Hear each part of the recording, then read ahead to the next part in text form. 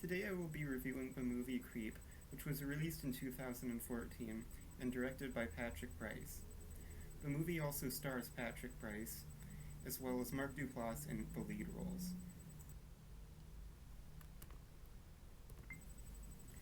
Although this movie could easily be considered a horror film, there is a certain level of ambiguity from the outset that makes the film feel similar to real life, in which there is no set genre and events simply happen to people, which is largely due to the documentary style of the filming, in which the film appears to be generated from a main character's camera. Nevertheless, there are many elements specific to horror and suspense which pull this film in the direction of the horror genre, especially due to the method of filming. There's an overall feeling of inclusion and intimate moments between the characters, as well as a feeling of seeing something you shouldn't necessarily be seeing, which can be attributed to the documentary style. There's also a great deal of realism and understatement in the acting, which really adds to the feeling that you're watching a documentary. The film also uses the trope of having a single protagonist venturing into a potentially creepy situation in the woods to signal that this may become a horror film. In addition, there are plenty of jump scares and disturbing visuals and conversations to make this feel like a horror movie.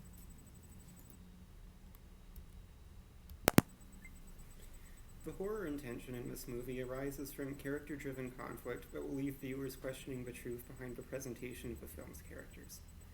The movie begins with the basic premise of Aaron, an online filmmaker answering an ad to film a man named Joseph, who lives alone in a pleasant house in the wilderness, which is where the movie follows our protagonist as he travels to meet this man.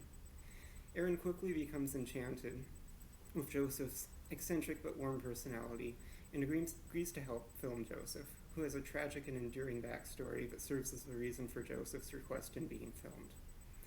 A number of unsettling occurrences and revelations between the characters create tension between them, which unravels throughout the rest of the film. As these events unfold, viewers will likely remain uncertain of the motivations driving one of the two characters' questionable and upsetting behavior until the end, which adequately answers this question. Overall, I feel as though the interpersonal approach that the film took to generate its plot and horror elements felt unique and effective. Much of the horror and suspense comes from a traditional source of placing characters in unknown situations in isolation, but the relationship between the film's characters gave this idea a fresh perspective.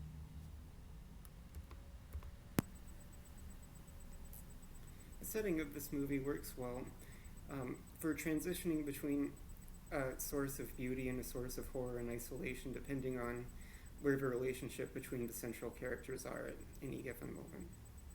It also adds tension and raises the stakes between the characters, as it reminds viewers that help is nowhere to be found.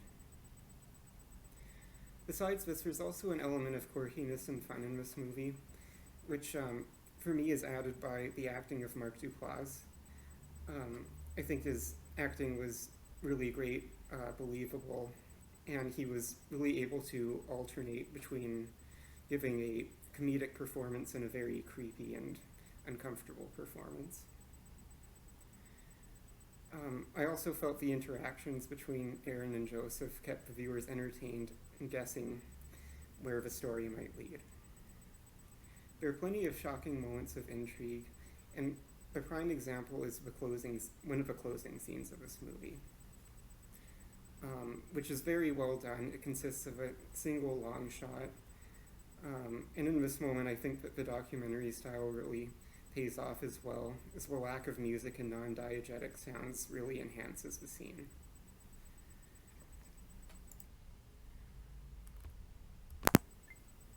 Unfortunately, the second act of this movie loses quite a bit of the momentum built up by the creepiness of the first act. I felt that the story itself kind of drags on at this point. The characters become separated and the film focuses on just one character alone in his apartment. I felt like at this point there could have easily been 20 minutes that were just cut out of the film and it could have been a better film. It also feels contrived because one of the characters really should have realized that he was in a creepy and life-threatening situation and should have just sort of gotten out of the reach of the other character. Overall, I felt that this was a very fun film that is of much higher quality than many other fun or campy horror movies. I would recommend it not just to horror fans, but fans of movies with elements of mystery, especially of elements of figuring out the intentions of characters. I felt it had a very smart, creepy, and comedic edge, and really explores the creepy possibilities of the internet and video age.